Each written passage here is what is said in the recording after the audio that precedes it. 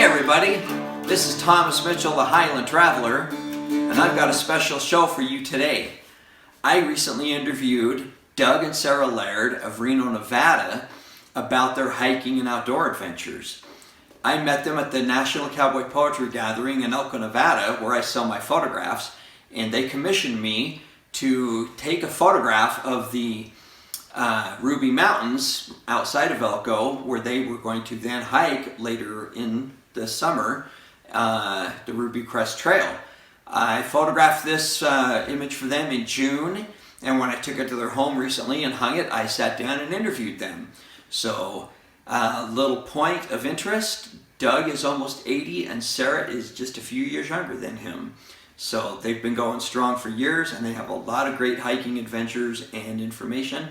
So I hope you enjoy this show, and happy trails.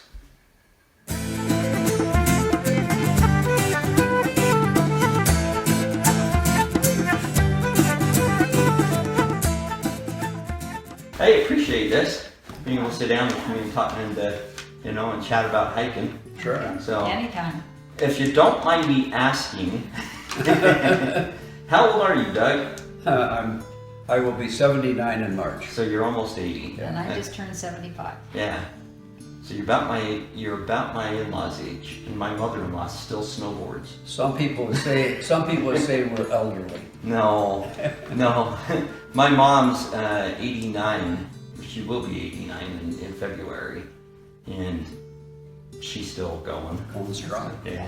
So We intend to keep moving because they can't bury a moving body. no, that's exactly right. I keep telling my mom, keep breathing. Yeah. It's a secret to a long, successful life. Yeah. Keep breathing. So, when did you guys start hiking? Like, really get into it? Probably 1994.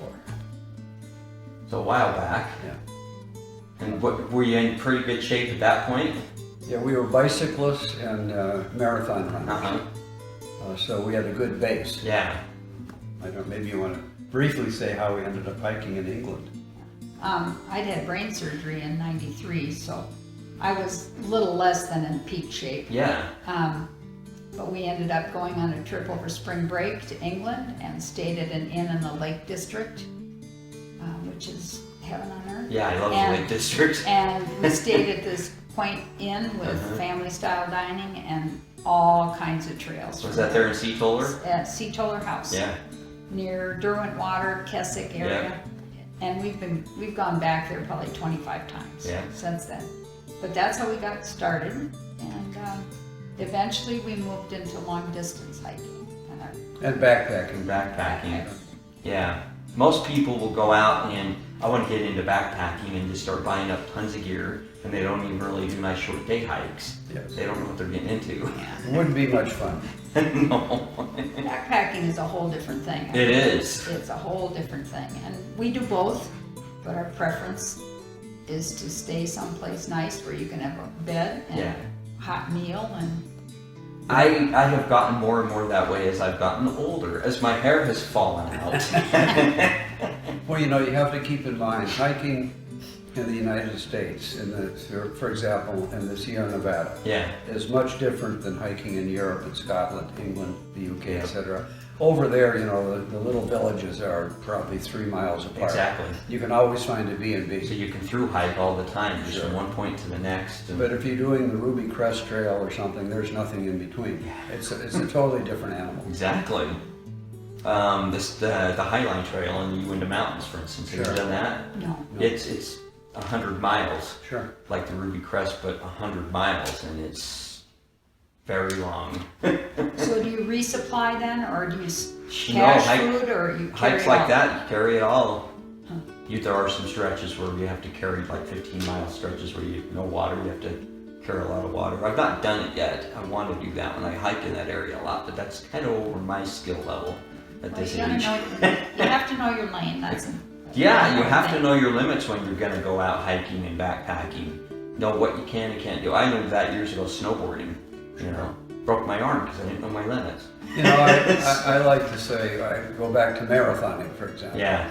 If you're in good condition, a marathon is not that big a deal. Yeah. The question is, can I meet my cutout points? Can I maintain the pace, as opposed to somebody running a marathon in 5 or 6 hours. And that's, I mean, I admire those people, but you need to train. Yeah.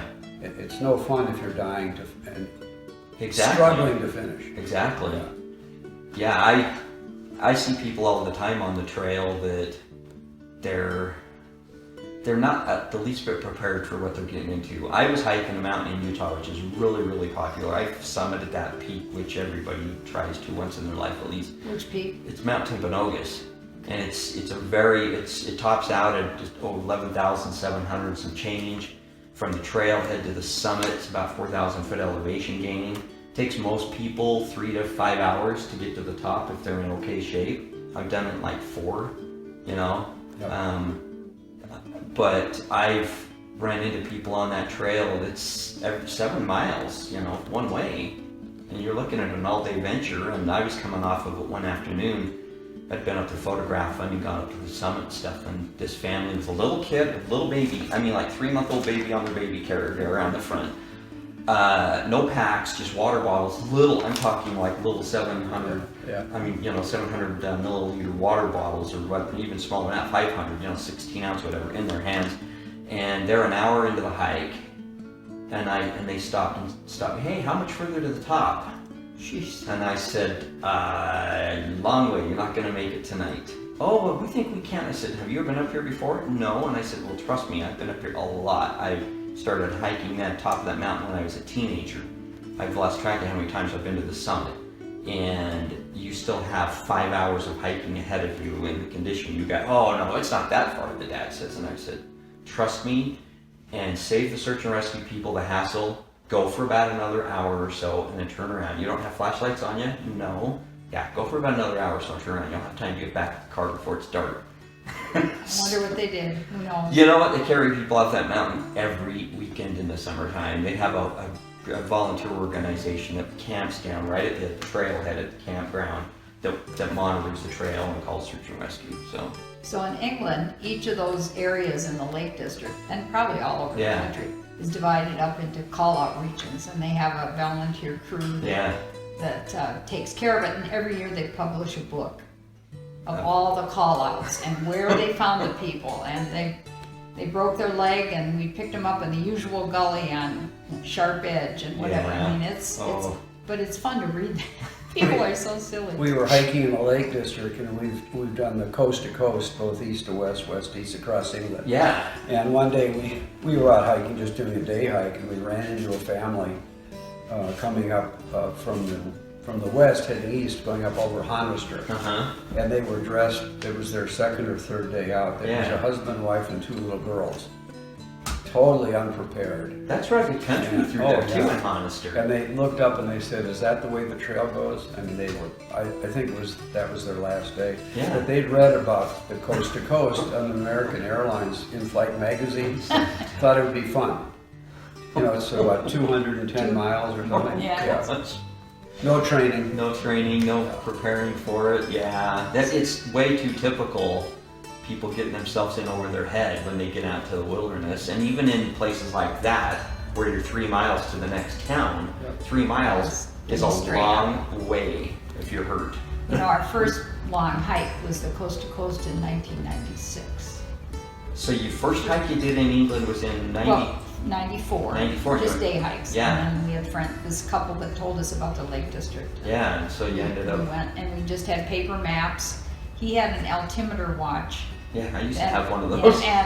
And figured out at one point we were off track. You know, we'd gone up the old Roman road somewhere and we missed a turn, and anyway, but it was real primitive. Ken, our buddy, hiking buddy, kept saying, "Now this is the way." And I said, "But we're 300 feet above where we're supposed to be. We have to miss the turn." So eventually we went back. Yeah. So that was our very first long distance hike. Our first hike long distance here was the year I retired in 2008, and we did the Tahoe Rim Trail. We through hiked it. The Tower Rim Trail? Tahoe. Oh, the Tahoe Rim, yeah. Up here, and that's about 170 miles or so. Yeah, and you through hiked it. We through hiked it. It took us 14 days. We had one rest day at Echo Lakes. But what I did is I stashed 14 days and one rest day. You're hardcore. It was 12.8 miles per day or something like that was what our average was. But I stashed food around the lake. And I bought beer canisters at REI garage sales, and I packed them and made note of where they were, and so we traded food. And then I went back after we were done and picked them all up. Yeah. So we didn't have to carry more than 3 days worth of food at a time. Yeah, that was But really we're fortunate that we're both outdoor people. Yeah. And I was a canoe guide when I was in college in northern Minnesota and Wisconsin. Yeah, if you're in Minnesota, Wisconsin, know you don't own a canoe, you're not normal. So we know how to how to get along out there, and so we just transposed from canoeing to bicycling to whatever. Yeah, the summer before we did that big hike, we rode a tandem bike across America, just the two of us. Coast to coast. Coast to coast, yeah. Which? We took a route that a couple had done in 1938. Really? On the Lincoln Highway. So what we did was once we got to Gold Run, California, we were on I-80 all the way to Nebraska. Yeah. And then we took 30 and made it from San Francisco to DC. Anymore, you have to get on the interstate if you want to ride coast to coast like that, and over. Actually, it's legal from Gold Coast to Gold Run to Nebraska. It's legal to ride on the interstate. Yeah. And if you notice along the highways, when you come to a town, there'll be a little white sign that says bicycles must exit. Yeah. It's about that high up. You don't see it in your car. You don't see it flying by at 80 miles an hour. You know, we lived in Minnesota at the time, and there are no mountains in Minnesota. No. So we had a recumbent tandem we had built for this trip. And we came out to San Francisco and headed east. And I'd met a friend online, a bicyclist, and he said, I'll take you through town, get you across the Golden Gate and up into the mountains. And he looked at our bike that morning, he said, those gears aren't going to work. And he knew a guy, a gearhead, so we had all of our gearing changed in the first, 3 hours had the gear. You didn't have low enough gear? No. But anyway, you learn. Yeah. And while they were re-gearing, I went through our bags and I shipped 30 pounds home from the Corte Madera post office. Yeah. By noon of the first day. Yeah, so you're like, you gotta cut weight down. And that's true for hiking too. It is. I mean, you need one outfit to wear and so many something people warm to think wear. I gotta take change of clothes for every. No, that's your biggest weight. Strip everything down, take some extra socks and extra underwear. That's it. You're gonna be stinky, you're gonna be smelly, that's what it is. So learning what you absolutely have to have is important, I think, for hiking. Well, maybe it's age, but one of the things, we've done some hostling in Europe bicycling. And to be in a room with 4 to 6 bunk beds and guys and gals that haven't showered in a month, it can get pretty It can get pretty bad. That's normal for Europe, though. So I made a little bit of a list of some of the hikes that we've done. We've done coast to coast twice, once each way. And when we go the wrong way, which is what we did on the Ruby Crest Trail too. Well, not wrong, but the not normal way. You meet people and you can get advice. Yeah. What's ahead? Where's their water? Whatever. Yeah. So that's really good. We've done the coast to coast twice, the West Highland Way in Scotland. We've done Hadrian's Wall, and those are all, where you can stay in an inn. Yeah. It's fabulous. Hadrian's Wall. See, I've hiked small sections of that. We did to Sycamore Gap and back. Oh yeah, isn't that a beautiful tree? I love that spot. I love that tree. It's my favorite. I love that. You got to put that on your website. I do. I actually have a couple of them. Yeah, in the England. So I love that when you leave the car park, which I called in England, and you start hiking. You go through the gate, and there's this cool little. This was hiking west, the direction we went. Yeah, so.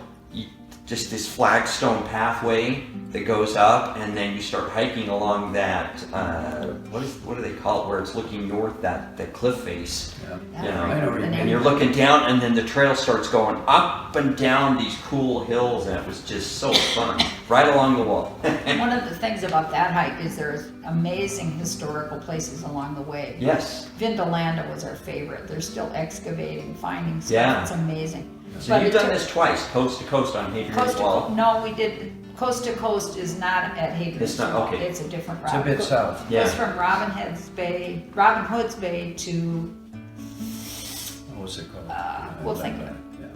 Robin Hood Bay. What is it?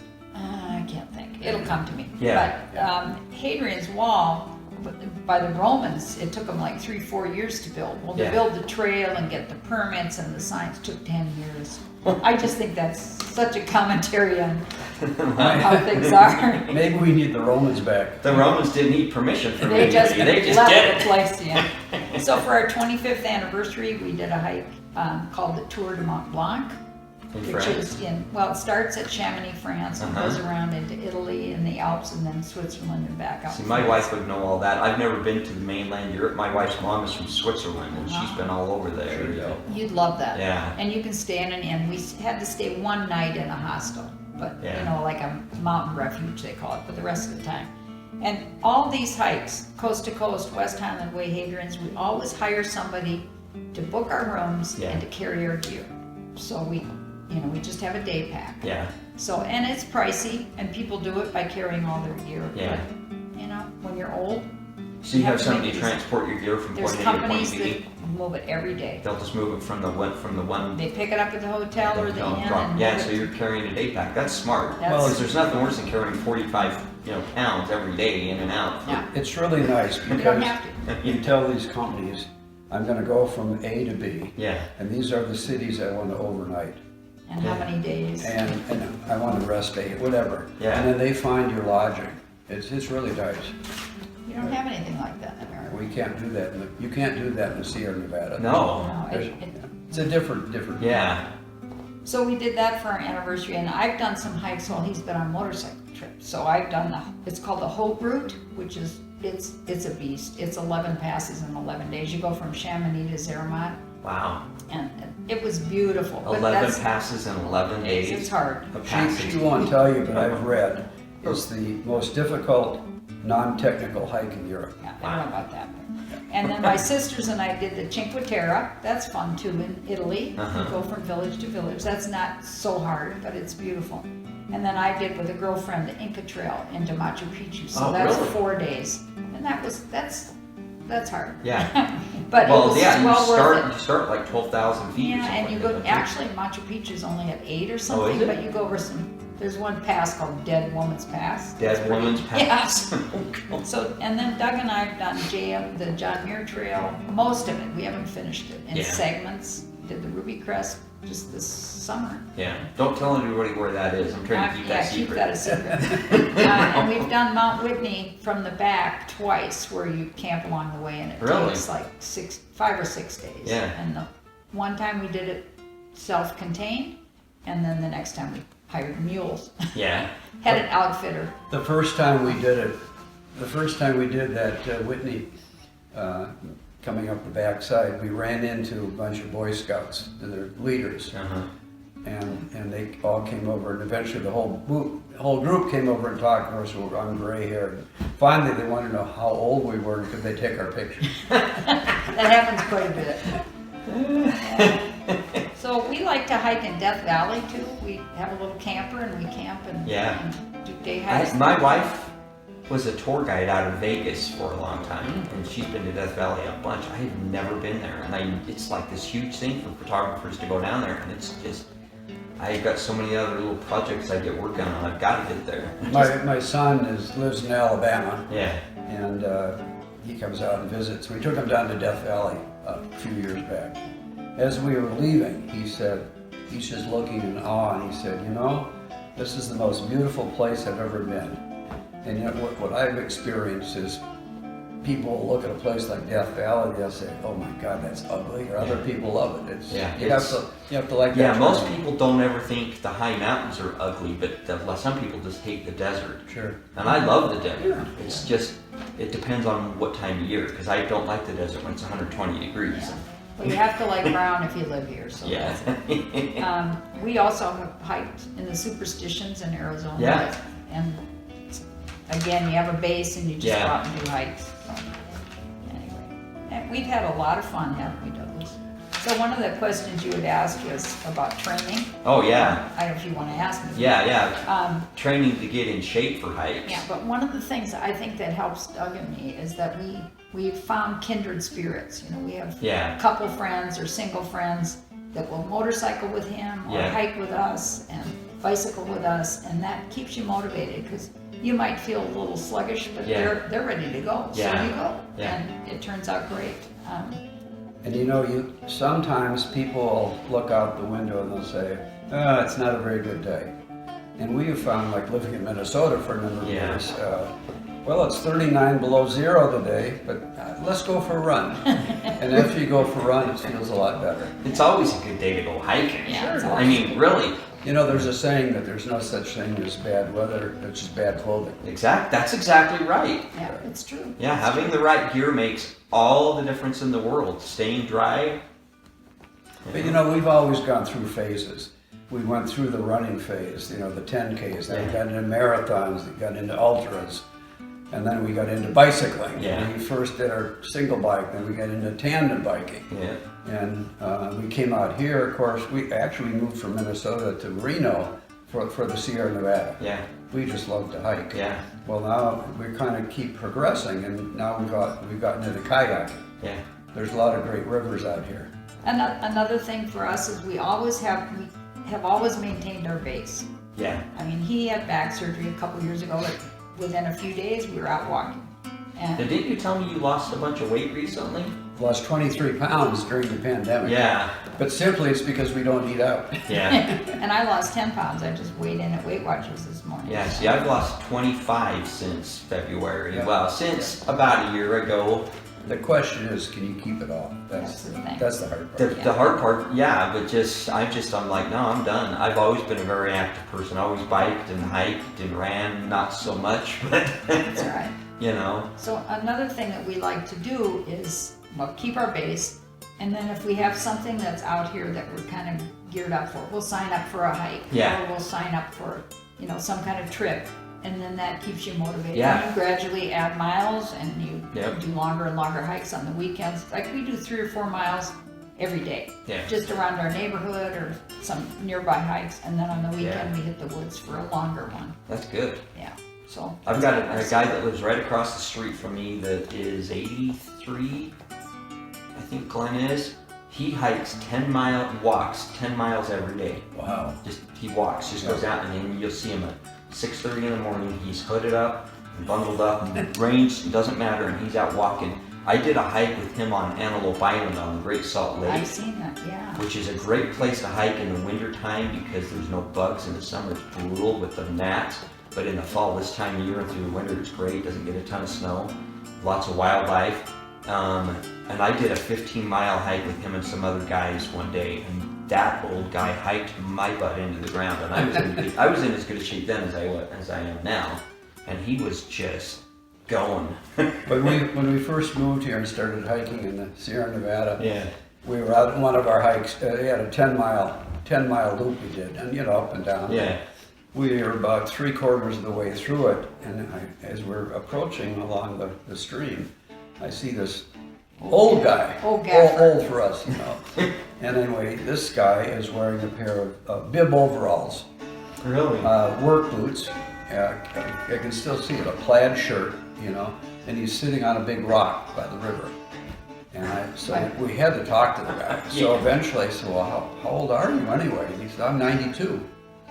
And I said to Sarah, I want to do this when I'm 92. Yes. It was up White's Creek. I mean, he had a ways to go to get where he was. And he was just in work boots. Yeah. And I mean, he was doing at least an 8-miler just from where he was sitting. Yeah. Good for him. He said I was just taking a bit of a rest. So anyway, but the thing is this, and I know this from running, if you don't get out at least 6 days a week, maybe take one rest day, you get off running or whatever for 3-4 days, you take a couple big steps back. It's kind of frightening when you think about it, because I don't know the exact numbers, but I would guess 98% of the U.S. citizens probably would have difficulty walking a mile. They would. Yeah. Then most of them don't even know how far a mile is. They really don't. Yeah. How far away do you think that is? I have no clue. But it's good for the soul to get out and walk. If you're not getting a good adventure in life, I think it starts to hurt your soul. Something starts to wither and die in you if you're not outside and connected to the outdoors and getting in some kind of adventure most people are out of touch with outdoors. I talked to a kid, it was in 2014, I remember this because I was training him with work, and he was from Houston, and we got talking, have you ever been hiking? No, he had never been hiking. He had never been outside of the city. That was his first time, and this was in upstate New York where I met him and was training him, and it was his first time out of the Houston city area. We mentor kids through Big Brother, Big Sister, and we take them into the woods, and I mean, they live right here, and they've never been in the woods that are just right here. I mean, the road. We took one of the girls up the other night to Mount Rose. The summit. To Summit. Well, to the pass. To the pass, yeah. She'd never seen the Milky Way. She'd never seen stars, really. Yeah. We looked overhead at her house and we counted 8 stars. And she lives here in this valley? Yeah. In Reno. Well, yeah, but within a half an hour drive, you could be out to dark sky But you stuff. have to do it. Yeah. And you have to stop and look up. Other thing about getting out, whether it's motorcycling, bicycling, hiking, we literally have friends all over the world that we've met doing these activities because you kind of bond. Yeah. You make friends with people, and when you were in England, you probably have friends now in the UK. Yep. Definitely. That you see every time you go back out there. Yeah. You guys go out there once a year? Maybe. Try to. We haven't. This year we with haven't. COVID, yeah. And then they come and visit us. Well, we love our photo. Thanks. Yeah. Yeah, that's not near as reflective. That's perfect. And with a light on it, even right now, it would pop better. Yeah. Because it's kind of in the shade, so it's not going to pop as much. Thank you for making the swap. Oh no, it's not a problem. What a picture. Yeah, that was a fun one. And I love the deer and the bird. Yeah. Anyway, well, you've got like hours. You better. Yeah, I better hit the road. I've got actually a 7-hour drive home today. Yeah.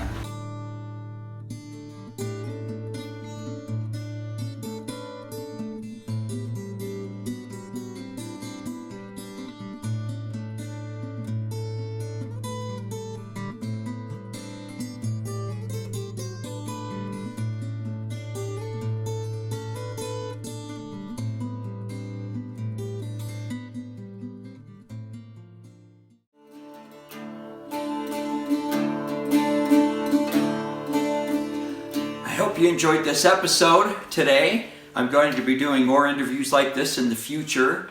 If you enjoyed this video, please click the like button, hit the bell so that you'll be notified of new videos I post, and please subscribe and watch for further stuff in the future. Thank you so much for watching this, and happy trails.